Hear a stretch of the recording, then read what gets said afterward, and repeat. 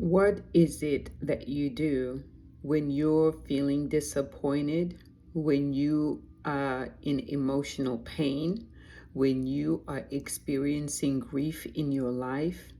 And how is it that you've coped historically in the past when you felt this pain? Today, I want to talk about short-term emotional relieving behavior. It's something that we can use to cope with difficult circumstances. But God is calling us to come closer to Him and choose to do things that will help us and that are healing, and also to talk to God through our problems and ask for help. Many times we can choose to do things our way because that's the only way we know how. And we have never had the relief or even had the wisdom to know how to handle that situation. And so when we engage in these types of behaviors, we either end up feeling guilty or condemned. We can feel shame or remorse or even regret to what we're doing. And so we go on an emotional roller coaster in our lives because we have chosen to engage in these behaviors. And so today, I pray that the Lord will illuminate those areas in your life. If you do have those areas in your life that you need to get healed, and I pray that He will begin to start the healing in your life. So the areas, they're not limited to what I'm going to mention, but these are just some of them.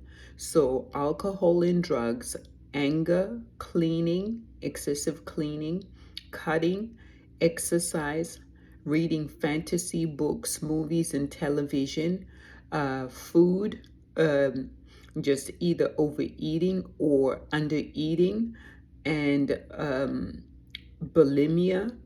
It can even be anorexia, and isolation, masturbation, porn, shopping, sex, sleep, tobacco, video games, and excessive work to where you're a workaholic. We can use all of these things to try to help us, but they only help us on a temporary basis and not for a long time.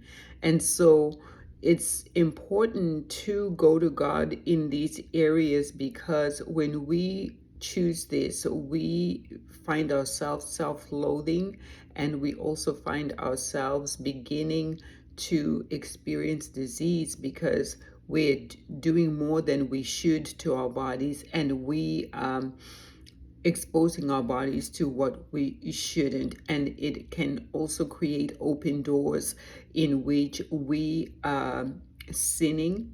And the Bible says, if we claim to be without sin, we deceive ourselves and the truth is not in us. So we have to be willing to admit that we have a problem if we do, and ask God for help in that area.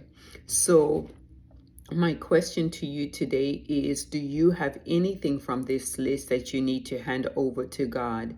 And when did this problem begin? And what is it that you were looking for that made you resort to this? And what areas do you need discipline and to resist the enemy when you can choose your flesh over what the Spirit says? For example, if you have to open the fridge and you have two choices, to either eat something healthy or to eat something that will make you feel good for 10 minutes. When we choose something that makes us feel good for 10 minutes, we're self-sabotaging, and we're also putting ourselves in a situation where we're feeding our flesh rather than feeding our spirit. So the Lord wants us to be able to resist and to choose the things that will help us.